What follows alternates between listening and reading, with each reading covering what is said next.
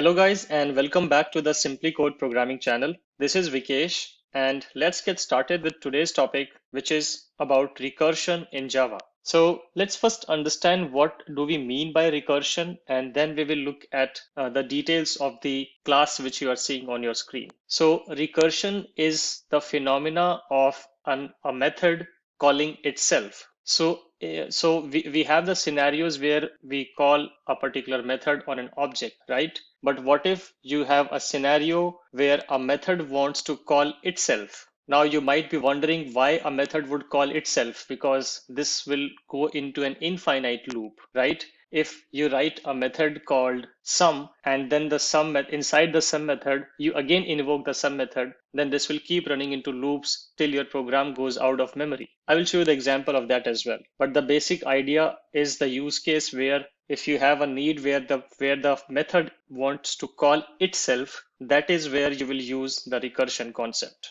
Another thing, whatever you can achieve with recursion, generally you can achieve the same output using for loops as well. But when you use it for loops, it will require you to write a lot of code. Recursion will reduce the number of lines you need to write and manage in your code. But on the other side, recursion can get a bit complex because it requires an advanced understanding of how methods actually work in Java. So before I go any further, understand that methods, whatever you define inside the method, that goes onto a stack.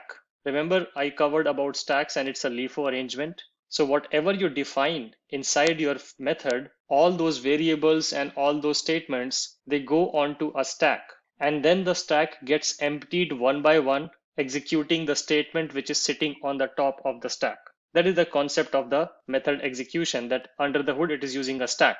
Now, when we talk about the recursion, it also follows the same stack insertion and stack item removal concept, that how do you insert elements into the stack and how do you remove them. So we are going to walk through an example of recursion with the help of a use case called factorial. Now, if you have studied about factorial in your school classes, you might remember that factorial is a way where, let's say, if I have to calculate the factorial of 10, then it would be 10 into the factorial of 9, into the factorial of 8, into the factorial of 7. So you see, I'm repeating the concept of calculating the factorial again and again. First, I'm calculating the factorial of 10 into factorial of 9. Then I say 9 into factorial of 8.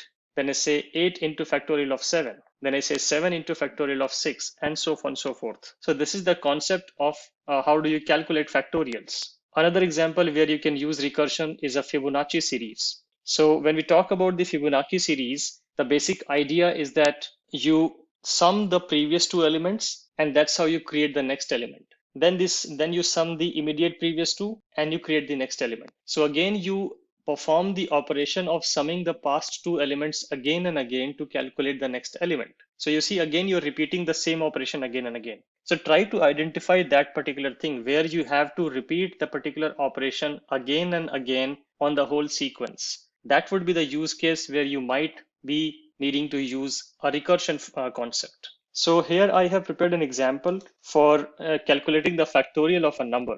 So what you see on your screen is a class called complex function, and then it has a method called calculate factorial. And inside the method, you supply an argument, which is basically a number for which you want to calculate the factorial. So if you supply 5, a factorial of 5 will be calculated. If you supply 10, a factorial of 10 will be calculated. Now, the first thing which you need to do when you write a recursion function is to know the exit condition. That is probably the most important concept when you write recursion. You should know when to end the program. If you get it wrong, then your program will be stuck into an infinite loop, and it will only exit when there would be a stack overflow. Basically, there will not be enough memory inside the JVM to run your program. It will crash technically. So remember always to define a exit condition. Some people also call it as a base condition, but remember the base case or base condition or the exit condition. Either of the terms can be used interchangeably, but always remember to first define the base condition. So here, when do you end calculating the factorial? You know the factorial of 1 is 1 and it cannot go any further.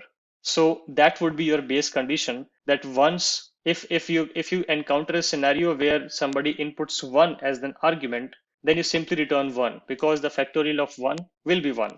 So this is your base case. This is what is going to make sure that your program exits smoothly. If you get it wrong, your program will never end. It will go into an endless mode. Then in the else condition, you write the factorial logic based on the recursion. So like I said, what does a factorial function does is if you calculate the factorial of 5, then it would be 5 into factorial of 4, 4 into factorial of 3, 3 into factorial of 2, 2 into factorial of 1, and that's when it will end. So here I'm saying, let's say if n was 5, so you say 5 into, you again call back the same function, 5 into calculate factorial of 5 minus 1. So now again the function will be invoked with an n equal to 4.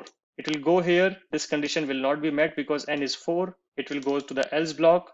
Again the same thing will happen, 4 into calculate factorial of 3. So you are again invoking the same function, but this time supplying n as 3. So it will go here, n will be supplied as 3. It will again check the base condition, n is still not 3, n is still not 1. So it will go to the else block. So 3 into calculate factorial of 2. It will again go up, and again it will invoke the calculate factorial method, but this time with n equal to 2. This condition is still false because n is still 2. It will go to the else block and it will say 2 into calculate factorial of 1. It will again go up. This time it will invoke with n equal to 1, and it will go here and it will satisfy the condition. And that's where your program will have its first output. You remember previous execution of 5 into factorial 4 into factorial 3 into factorial 2 did not result into an output. These were the executions of the method call which were just going on the stack. So you were just, at first you had the calculate factorial of 5 on the stack. On top of it, you had the calculate factorial 4 on the stack. Then you had calculate factorial 3 on the stack. Then you had 2, and then you had 1. But when you had 1, your program did received or reached an particular end. So that was your first output. Once you have your first output ready, then you go back to the previous one. So the first statement has been popped now. You go back to the calculate factorial of 2 and you calculate that. Once you have the output of that, then you go back to calculate factorial of 3. And so you basically unpack the stack now. You basically try to remove the elements from the stack. To visualize this, this is how it will look like.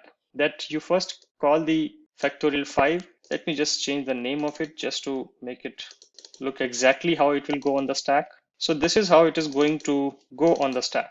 So you call the calculate factorial of 5, which in turn called the calculate factorial 4, which in turn called calculate factorial 3, calculate factorial 2, calculate factorial 1. And once you had the calculate factorial 1, you got the first output. And once you had the first output, then you start unpacking it because you had the value of the calculate factorial 1. So you can say 2 into calculate factorial 1's output. Calculate factorial 1's output was 1. So 2 into 1 becomes 2. And this is the output of calculate factorial 2, right? Then it goes to the next step, basically this one. And calculate factorial 3 was demonstrated as 3 into calculate factorial of 2. So 3 into calculate factorial of 2, which is this one, 2. So this gets replaced here 2, and you get the output as 6. Now you have this one also resolved. The next one on the stack was calculate factorial of 4, which was written as 4 into calculate factorial of 3. So 4 into calculate factorial of 3's output. So this function calls output. This function's call output was 6. It goes back and it says 4 into 6, 24. And you have this one also calculated. Now you go to the last statement, which was calculate factorial of 5, which was written as 5 into calculate factorial of 4. And calculate factorial of 4 has been already computed as 24. So now you can simply say 5 into 24, which is the output of calculate factorial 4. And you get the output as 120. And this is the final return statement which will be returned to you. So if you try to understand this, till this particular point, you were just calling function after function after function with a different value of n. And everything started getting into a result due to the base condition. This was the base condition. And that's why the base condition is very important. Now imagine there was no base condition. Then this would never return. And it will keep calling calculate factorial, and it will keep going down the stairs. it will never be able to come up because there is no base condition. And that's why base condition is very important. At the same time, also understanding how recursion works is also very important. Always remember that the output of the first execution gets supplied in the second execution. The output of the second execution gets supplied in the third execution, and that's how the stack unpacks or empties itself. So here I'm just doing the normal drill here where I'm saying complex function equal to new complex function, and then calling the calculate factorial method, passing 5 to it, and then printing the eventual result. And if I run this, I get the output as 120, which I just walked you through. So remember how to use the recursion, why to use the recursion, how to define the base condition. All of these things will be of very much importance when you try to implement recursions. Practice this a lot. Recursion is a concept which takes time to get used to. So practice many different examples and many questions of recursion, and you will be more confident about it. Read more about this concept in the Java docs. Look at different examples on the internet. That will help you build more knowledge around this. And that's all I want to cover in this particular session. And in the next session, we are going to talk about how do we call methods, basically how the method calling works. We will look at different examples and the pass by value concept, etc. when we look at the method calling. If you like this video, a thumbs up would be massively appreciated. And please don't forget to subscribe to SimpliCode for more programming related videos. Thank you, and we'll meet again in the next session.